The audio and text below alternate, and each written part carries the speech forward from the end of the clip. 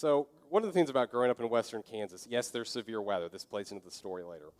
But there's also a lot of cows everywhere, all over the place. Almost everybody owns a cow. I didn't. I grew up in the city part. We didn't have a cow. Maybe we should have in the backyard. I don't know. But everybody's got cows, and there's also some buffalo still around. Not as much as there used to be, but there's still some buffalo.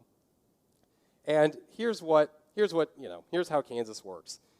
Is the Rocky Mountains further west are just like this natural kind of barrier for all the severe weather. So storms just kind of sit and build up on the other side of the mountains, and once they get strong enough to roll over the mountains, they just come right through the plains. There's just nothing it's just all flat. So they just uninhibited just start rolling through, causing problems. So here's the difference between cows and buffalo when weather hits. What cows will do is they'll sense that there's bad weather coming, and the herd will start running to the east to try to get away from the weather. But have you ever seen a cow run? They're not very fast. There's a reason we have like a Kentucky Derby with horses and not with cows, all right? They're just slow.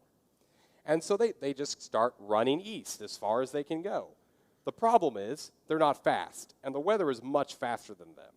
So eventually, the storm catches up to the cows, and then for a little while, they're moving the exact same direction as the storm. So they're just moving with the storm for a while, still getting wet, still suffering, and they're still trying to get away from it. And then eventually the storm outruns them, and that's how they get out of the storm. They just run long enough for the storm to get away from them. They're like, oh, now it's good. Here's what buffalo do. Buffalo sense the storm coming, and they wait. And just as soon as the storm is really close to them, the herd will turn in the direction of the storm and charge into it. And so for a little while, they're running right through the middle of the storm. But the storm is moving east, and they are moving west, which, like that train math problem in school they never, for some reason, used. Eventually, they will run out the other side of the storm. So same storm, but they won't be in it nearly as long. What buffalo do is they face the storm and they charge right through it to get through to the other side. Cows are complacent because they want to run away from the storm. They want to do whatever they can to get away from it, but they can't. They just can't. And in our world, there's a lot of storms. There's a lot of problems in our own personal lives, a lot of challenges and struggles, but just even culturally. There's all kinds of storms in our world, all kinds of problems, all kinds of challenges. And so we can choose to be cows, and we can say, well, that's really tough, that's really tricky, I don't know what to do about that. Let's just run away from it.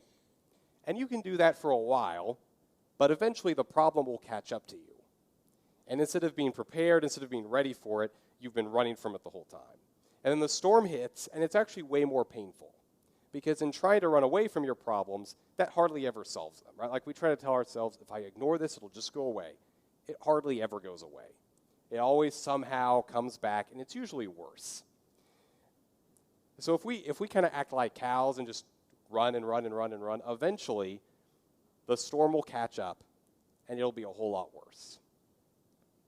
Instead, and here's what Paul's like a buffalo.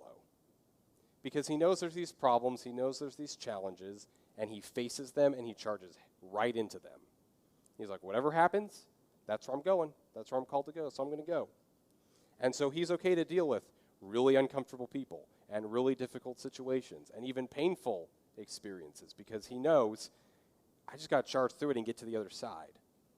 And that's what he does. And here's the thing. Jesus didn't call us to be cows.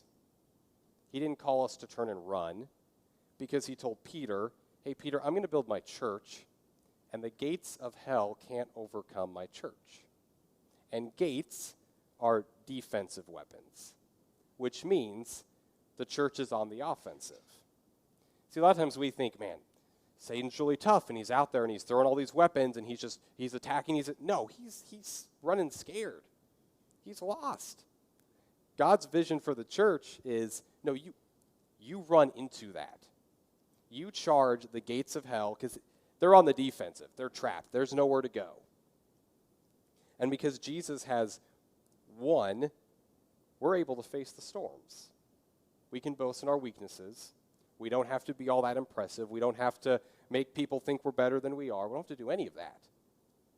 And what we can do is we can face the challenges, we can face the storms in our world and go right into them.